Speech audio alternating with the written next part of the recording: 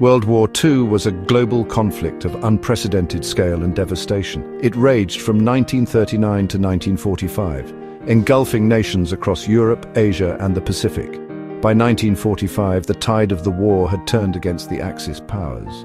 Germany surrendered in May 1945, but Japan, led by Emperor Hirohito, vowed to fight on. The Pacific theater remained a battleground. The United States, under President Harry S. Truman, faced a difficult decision. How could the war be brought to a swift and decisive end?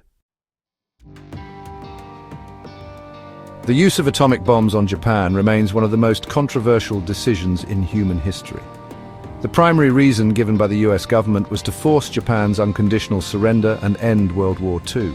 Japan had refused to surrender despite facing imminent defeat.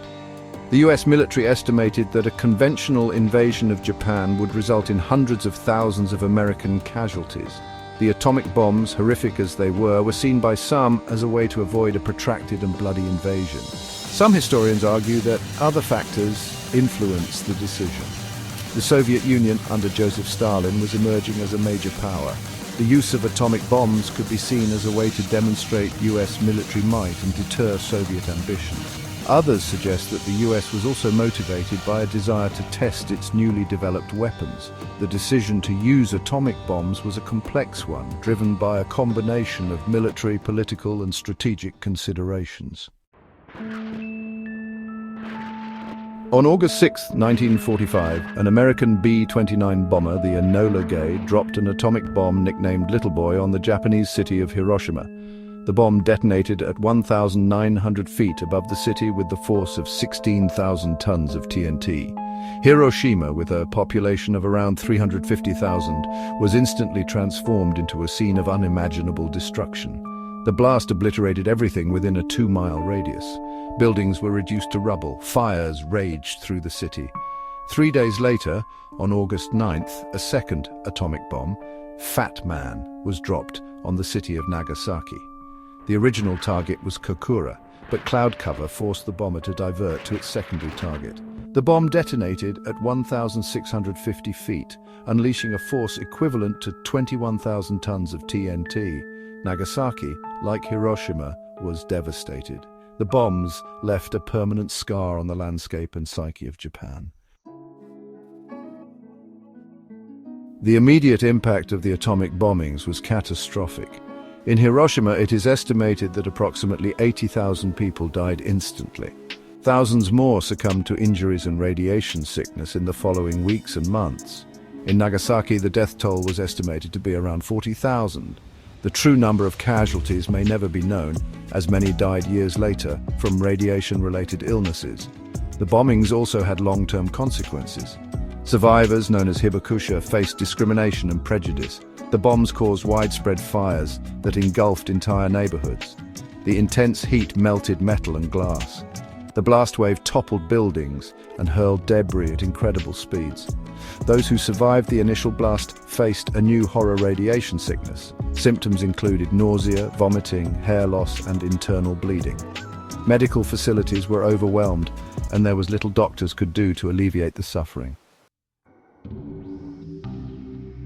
Section 5. Understanding the science, how atomic bombs work. Atomic bombs, also known as nuclear weapons, derive their destructive power from nuclear fission. Fission is the process of splitting the nucleus of an atom, releasing a tremendous amount of energy. In an atomic bomb, this process is initiated by a neutron striking the nucleus of a heavy atom, such as uranium-235 or plutonium-239. When the nucleus splits, it releases more neutrons, which strike other nuclei, creating a chain reaction. This chain reaction releases an immense amount of energy in the form of heat, light, and radiation. The heat generated by an atomic bomb is intense enough to vaporize materials and create a fireball that can reach tens of thousands of degrees Celsius. The light from the blast is so bright that it can cause temporary or permanent blindness.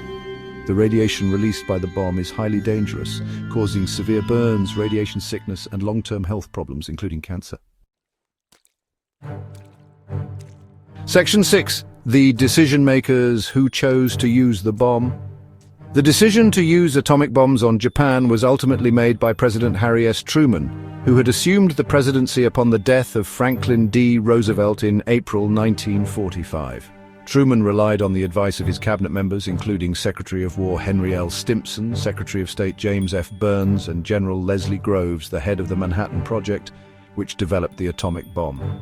The decision-making process was shrouded in secrecy.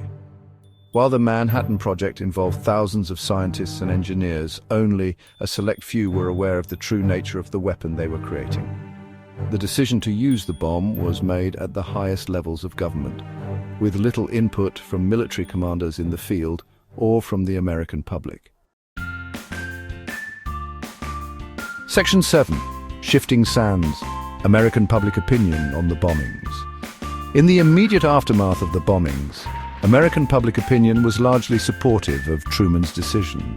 The country was weary of war, and the atomic bombs were seen as a way to bring the conflict to a swift end, saving American lives. However, as the years passed and the horrors of the bombings became more widely known, public opinion began to shift. The development of the hydrogen bomb, a far more powerful weapon than the atomic bombs dropped on Japan, further fueled public anxiety about the dangers of nuclear war. The Cold War, with its constant threat of nuclear annihilation, also contributed to a growing sense of unease about the use of atomic weapons. Section 8. The legacy of Hiroshima and Nagasaki, a world forever changed. The atomic bombings of Hiroshima and Nagasaki had a profound and lasting impact on the world. They ushered in the atomic age, an era defined by the constant threat of nuclear war. The bombings also had a profound impact on international relations, leading to the creation of the United Nations and the Nuclear Non-Proliferation Treaty, both of which sought to prevent the spread of nuclear weapons.